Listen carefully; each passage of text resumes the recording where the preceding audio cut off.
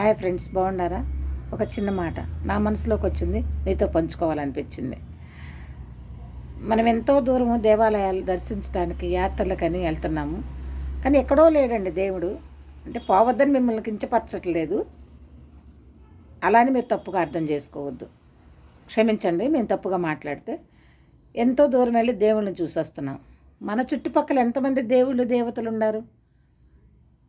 తిండికి లేని వాళ్ళు, అనాథలు, చిన్నపిల్లలు, పెద్దవాళ్ళు కానీ, ఎవరు లేక ఉన్నవాళ్ళు కానీ, కుంటి వాళ్ళు ఉన్నారు, గుడ్డి వాళ్ళు ఉన్నారు, చిన్నపిల్లలు తల్లిదండ్రులు చనిపోయిన వాళ్ళు ఉన్నారు, ఎంతోమంది ఉన్నారు కదండి.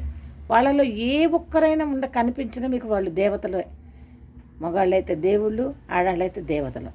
చిన్నపిల్లలు కానీ పెద్దవాళ్ళు కానీ వాళ్ళకి మీకు చేతనైనంత లక్షలు ఇవ్వద్దు, వాళ్ళ కడుపు నింపండి ఒకరోజు. ఎంత హ్యాపీగా ఉంటుంది.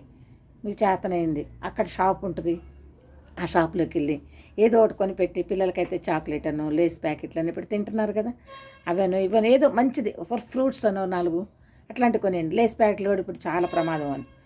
ఫ్రూట్స్ 2 అవి అరటిపళ్ళునో ఎయ్యి ఒకటి ఆ సమయానికి ఏవి కనపడతాయి కొనిపెట్టండి. ఎంత హ్యాపీగా ఫీల్ అవుతారు వాళ్ళు.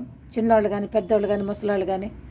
మనకి ఆ సమయానికి ఏది దొరికితే సహాయం చేయండి. అన్ని లక్షలు ఖర్చు పెట్టేవాళ్ళ అందులో 60వ వంతు, ఆవగింజలో అంత 60వ వంతు అంటారు కదా, అంత చిన్న సహాయం చేశారనుకోండి చాలా. దేవుడు మనకి అన్ని యాత్రలు చూసినంతకంటే పుణ్యము ఈ ఒక్క సాయం చేస్తే ఇస్తాడు.